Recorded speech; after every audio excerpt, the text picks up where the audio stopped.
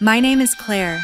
I am 21, and the night my family blew apart started with one sentence that was never meant to be a bomb. It was Thanksgiving at my grandparents' house, the usual chaos of plates clinking and people talking over each other, and I was doing what I always do on breaks from college, mentally counting how many extra shifts at the bar I needed to cover my next loan payment. I was tired, but I was used to tired.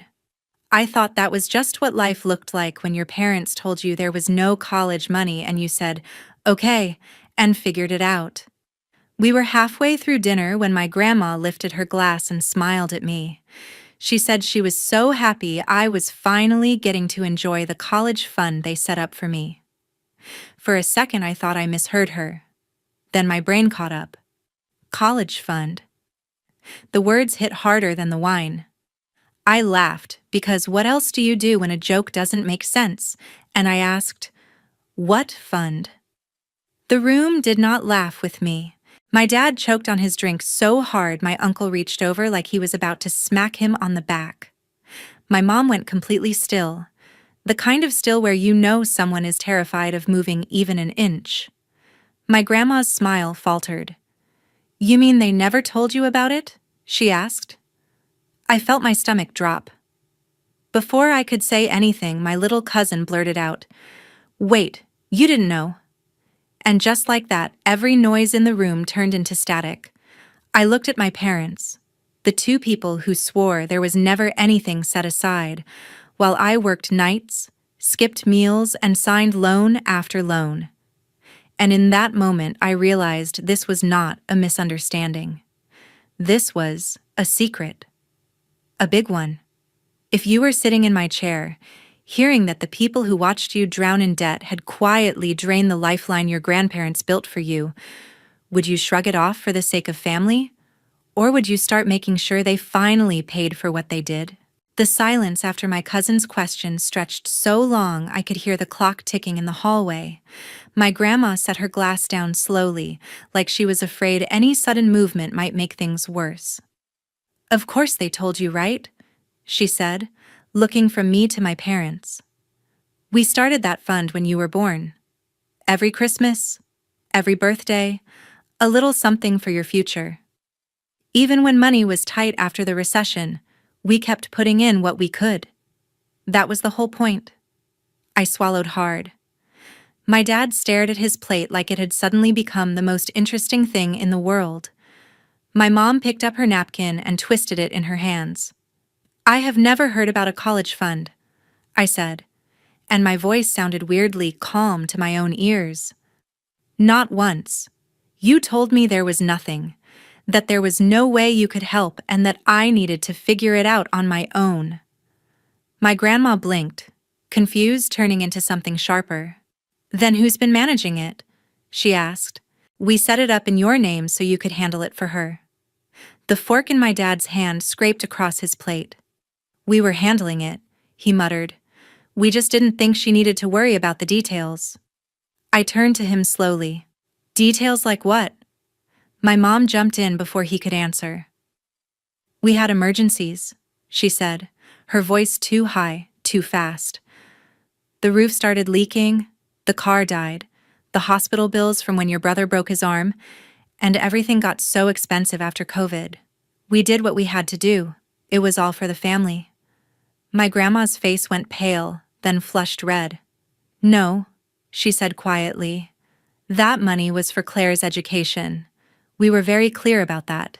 It was written down. It was not for home renovations and new cars. My dad shot her a look, the kind that usually makes people back off. She didn't. She just stared him down. I forced myself to ask the question that had started pounding in the back of my head the second I heard the words, college fund. How much was in it? I asked.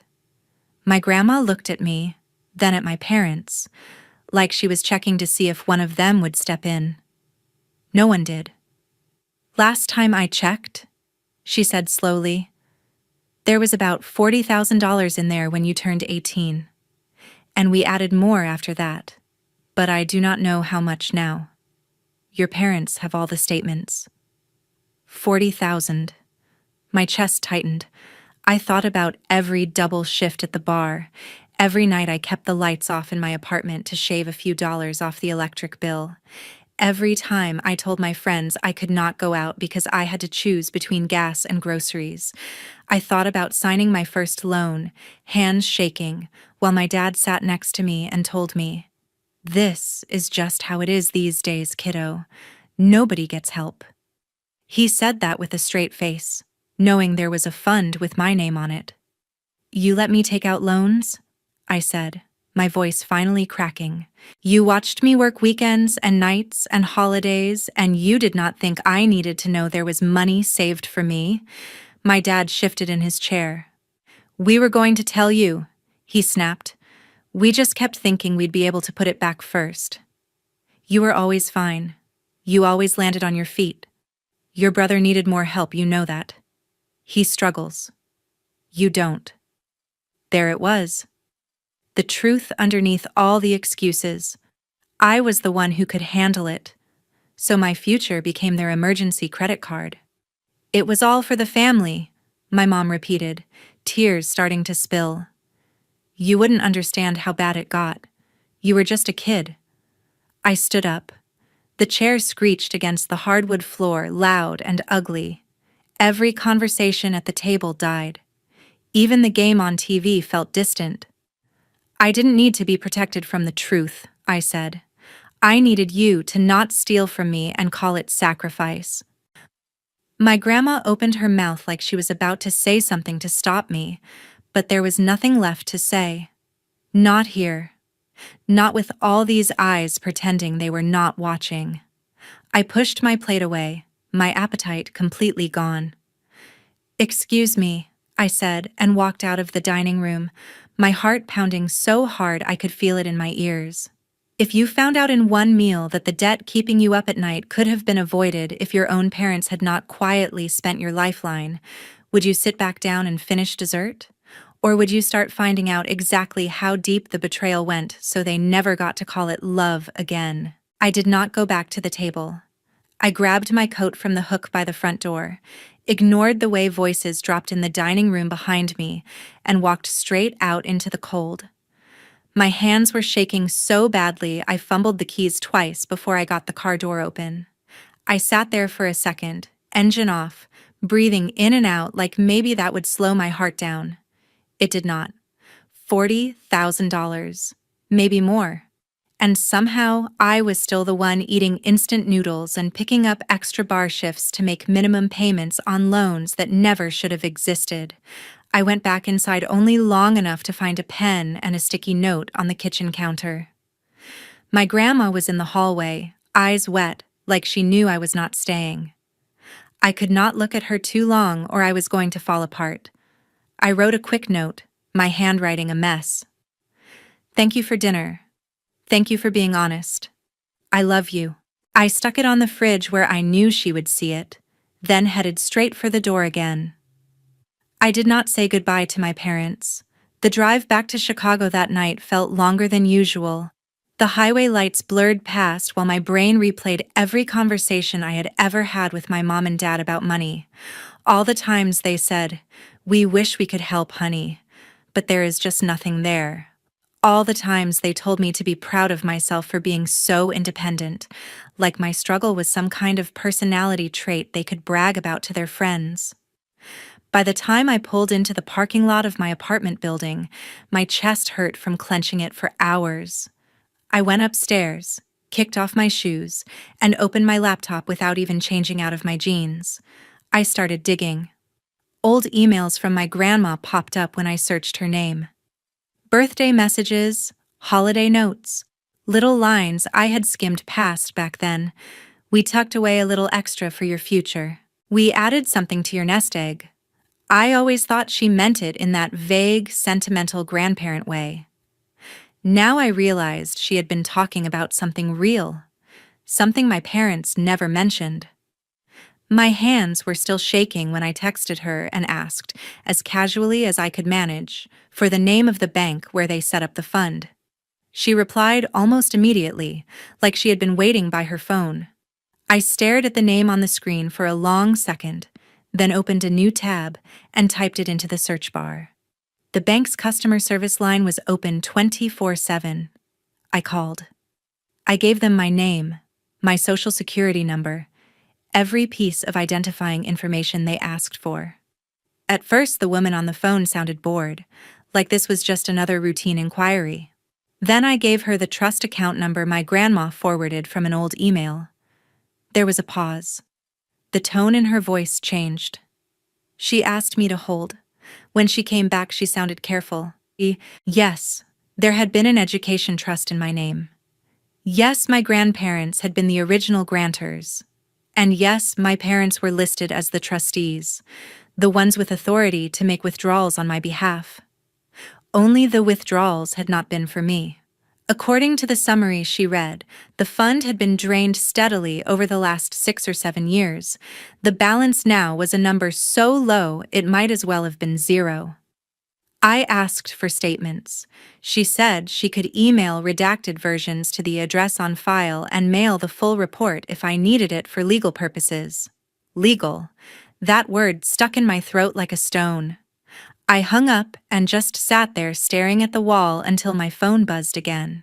My grandma, sending me screenshots of emails from the bank confirming the trust was meant for tuition, books, school costs.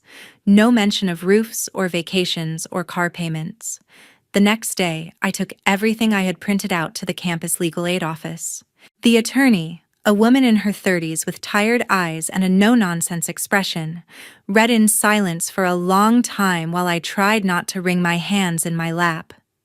When she finally looked up, she did not sugarcoat it. If the trust was specifically designated for your education and your parents used it for anything else, that could be misappropriation of funds, maybe even criminal depending on the state and how it was set up. You might be able to recover a lot of what they spent. I stared at her. Misappropriation. Criminal. Words I had heard on TV, not words I ever imagined would be hovering anywhere near my parents' names.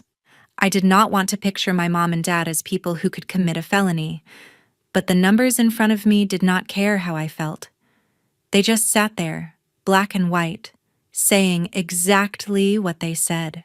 If you were sitting in that chair, hearing a lawyer tell you your parents might have broken the law to empty your future, would you walk away to keep pretending they were just flawed and stressed? Or would you keep going and find out exactly how much justice you were willing to demand from the people who raised you? For a couple of days after that meeting with the campus attorney, I went quiet. Not because I had calmed down, but because I was trying to figure out how you even begin to confront the fact that your parents might have committed a crime against you and then sat across from you at Thanksgiving like everything was fine. My phone did not stay quiet, though. The first text was from my mom. "We should talk. It is more complicated than you think." Then another. "Please call me. We love you." Then my dad. "This is getting blown out of proportion. You are being immature. Do not drag the whole family into this over some money." I stared at the screen and set the phone face down on my desk. I went to class, poured drinks on my shift, nodded at customers, but my brain stayed stuck on a loop made of bank statements and the word misappropriation. I did not answer. Not the texts, not the calls that started coming a day later, not the voicemail where my mom cried into the phone and said she could not sleep, that she just wanted her family back. The thing is, for the first time in my life, I realized I did not have to respond just because they demanded it. On Sunday night, there was a knock on my apartment door. I checked the peephole and my stomach dropped. My dad, standing in the hallway, shoulders hunched against the draft from the stairwell. I opened the door just enough to look at him. He gave me a tired half smile. "Can I come in?" he asked. "We need to talk." I did not move. I leaned against the doorframe and let the silence answer for me. He exhaled, the air puffing white in the cold. "Fine," he said. "I will talk. You listen." He stayed in the hallway, which felt right. For once, he did not get to walk into my space like he owned it. "We did not mean for it to go this far," he started. "We just thought we would borrow from the fund for a bit and then put it back. You were young. You would not notice. Then things got tight, and it just kind of snowballed." I stared at him. "You had almost 2 decades, to be honest," I said. "You had years to tell me there was a fund and that it was gone. You waited until Grandma accidentally spilled it over turkey." He winced. "Your mom did not want you to hate us," he said. "She thought if we could just get caught up, we would refill it and then tell you." But life kept happening. Medical bills, the roof, your brother, your brother. There it was again, like a shield he could hide behind. "Jake needed more help," he went on. "He is not like you. He struggles. He needed private school, tutoring, his medication. You always managed. You got scholarships, you picked up jobs, you figured it out. We thought you could handle a little more." I felt something cold settle in my chest. "So because I did not fall apart, you decided my future was the one that could be sacrificed." He did not answer that. He just looked at the floor like maybe the answer was written in the ugly hallway carpet. I asked him the question that had been burning a hole in my brain since Thanksgiving. "If Grandma had not said anything, would you ever have told me about the fund?" He lifted his head, and for a second I saw something almost like shame flicker across his face. "I do not know," he said. The most honest words I had heard from him in years, and they made everything worse. I nodded once, like that confirmed what I already knew. This was not just about desperation or bad decisions. This was about choices. They chose secrecy. They chose my brother. They chose the easy lie over the hard truth every single time. "Thanks for finally being honest," I said. Then I stepped back and closed the door. No yelling, no dramatic last line, just the soft click of the lock sliding into place. I stood there on the other side, forehead against the wood, listening to his footsteps fade down the hallway, and instead of feeling guilty like I expected, I felt something click inside me. A line. Drawn. They had decided a long time ago that I was the kid who would always figure it out, so they made me pay for it. Now I was done paying. If your father stood in your doorway and admitted he might never have told you the truth if he had not been caught, would you let that be the end of it? Or would that be the moment you stopped being the child who absorbs the damage and started being the person who demands a reckoning? My dad did not come back after that. The texts slowed down too, from a flood to an occasional drip I could ignore. For a few days, I moved through my routine like a ghost, going to class, clocking in at work, coming home and staring at the stack of papers on my desk like they were radioactive. Bank summaries, printed emails, notes from the campus attorney about next steps if I wanted to pursue legal action. It felt surreal that the people I used to list as emergency contacts were now the ones I was considering reporting for misusing a trust in my name. The person who finally cut through the fog was my grandma. She texted me on a Wednesday afternoon, a simple message. "Can we meet for coffee this weekend? Just you and me." I hesitated for about half a second and then typed back, yes. We chose a little diner halfway between my campus and where she lived with my grandpa, the kind with cracked vinyl booths and a bell over the door that jingled when you walked in. She was already there when I arrived, hands wrapped around a mug of coffee, eyes red in a way that had nothing to do with the steam. When she saw me, she did not try to plaster on a fake smile. She just reached for my hand as I slid into the booth across from her. "I am so sorry, Claire," she said, before I could even order. "We should have checked. We should have made sure. I thought your parents were doing the right thing and I was wrong." I swallowed around the lump in my throat. "You did not do this," I said. "You tried to help. You were the only reason I even know any of it existed." She shook her head. "When your father asked us to put the fund in his and your mother's names, he said it would be easier. He told us it was just for convenience, that it would be safer that way. We believed him. We trusted him. Her mouth trembled. I should have known better. I should have insisted on a separate trustee or kept myself on it. I stared at the swirl of cheap coffee in my own mug. On the table between us, she set down an envelope, thick and creased, like she had been holding on to it for a while before deciding. "This is for you," she said.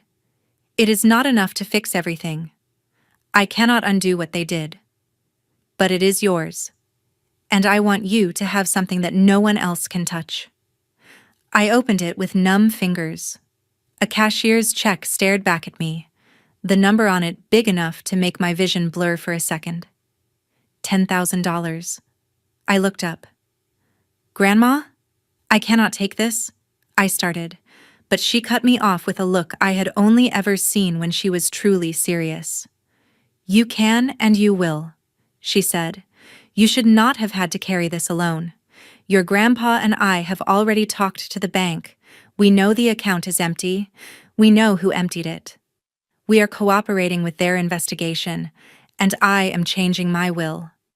Everything we leave behind will go into a new trust in your name only. Your parents will not have access to it."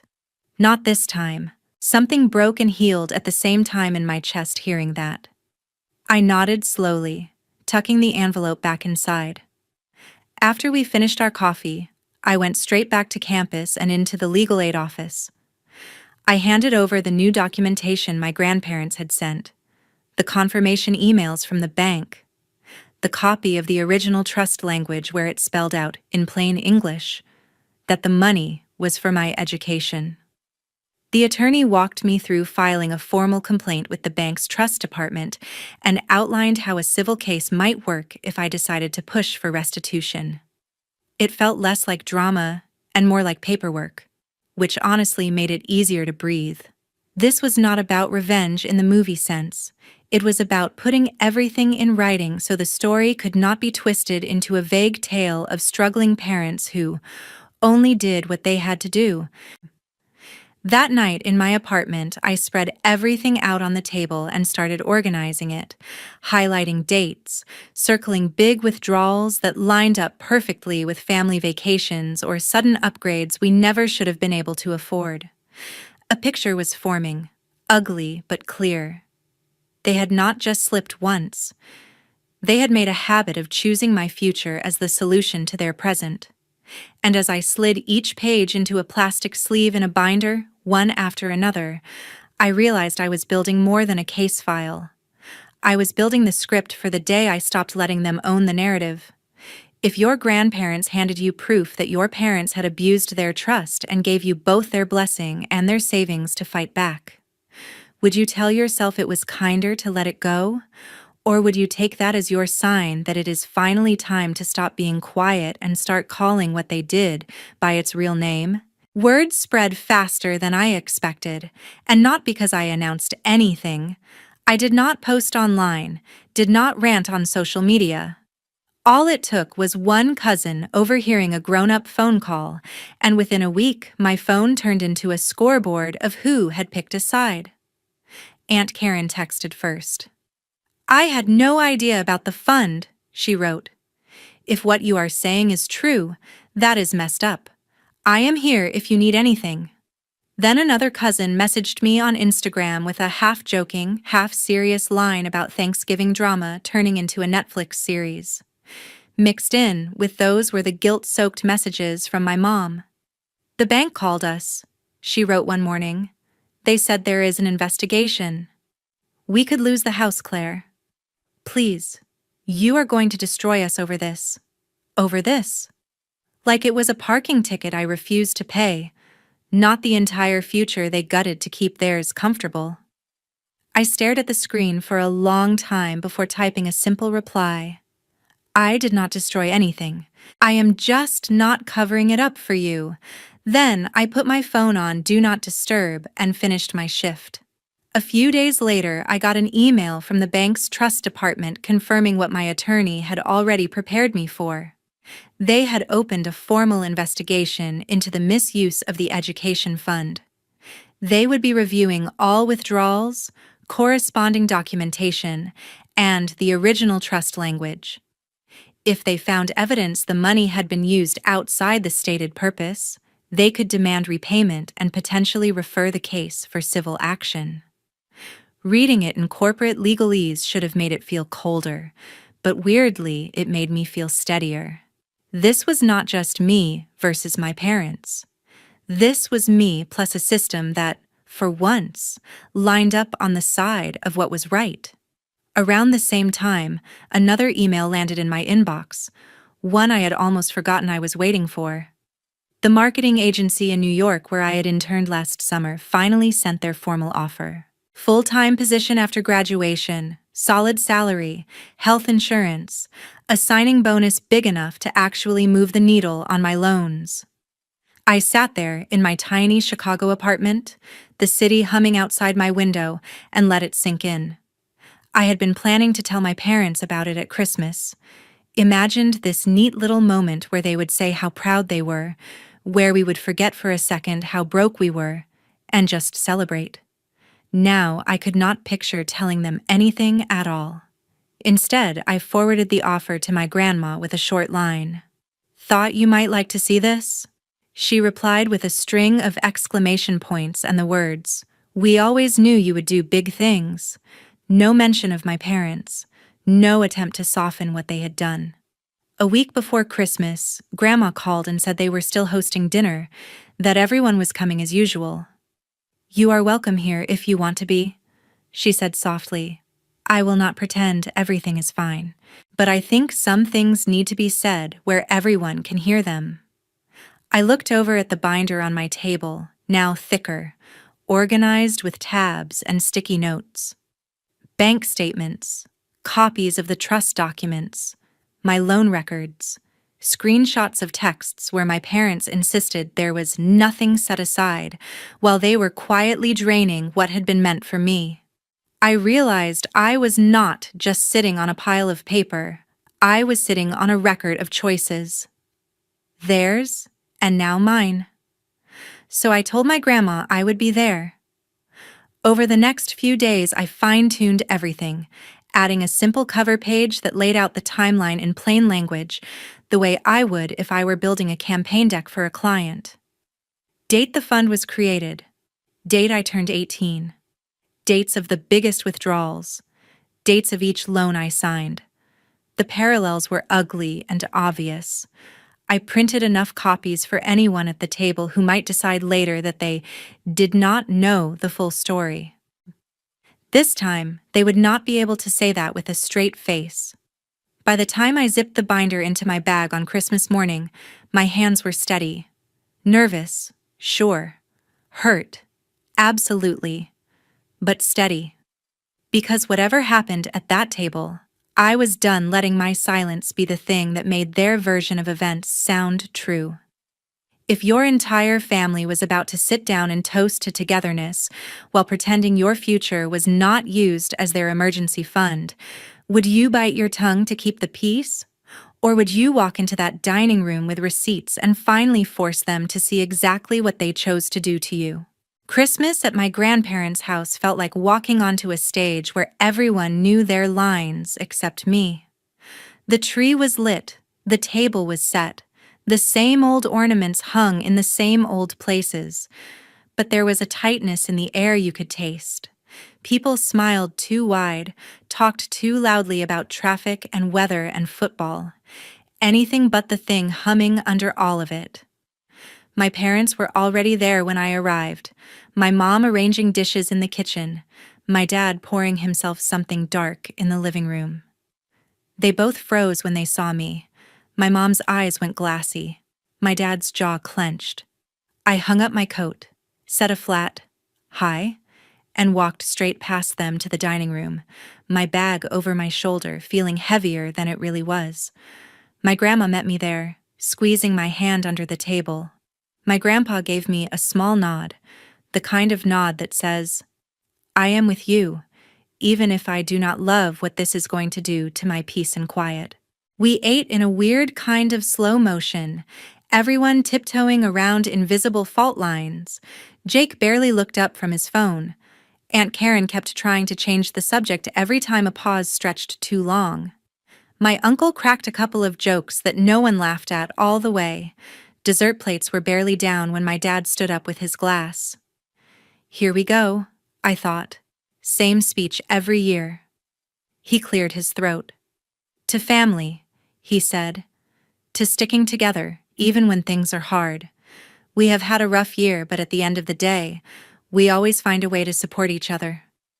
That was as far as he got before I pushed my chair back and stood up too. Something in my chest went strangely calm. You are right about one thing, I said. It has definitely been a rough year. But we are not all talking about the same kind of support. Every eye in the room shifted to me. I reached into my bag and pulled out the binder, the plastic sleeves catching the light as I set it down in the middle of the table with a soft thump. What is that?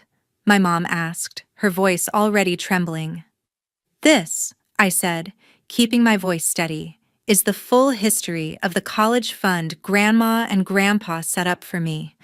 Every deposit, every withdrawal, every time you told me there was nothing saved while you quietly emptied it for anything but my education. My dad's face went red. Claire, this is not the time. No, I cut in. It is exactly the time. Because you have spent years letting everyone in this room believe you were the kind of parents who would do anything for their kids. And I am done letting that story stand without the part where you fed me to the debt collectors while you used my future as your emergency account. I flipped the binder open and turned it so the others could see. Bank statements with dates highlighted. The original trust document with my name in bold and the words, "for educational expenses," underlined. My loan agreements, signed the same year as some of the biggest withdrawals. I watched my aunt's eyes widen as she traced the numbers. My cousin leaned in, mouth hanging slightly open. My grandma put a hand over her mouth like she might be sick. We did not use it all on ourselves, my mom burst out suddenly. Some of that money went to your brother's school, his therapy, his braces, his medication. He needed things. You were always fine. You had scholarships. You landed on your feet. You are making this into something ugly when it was about survival. I locked eyes with her. I never said you did not love him, I said.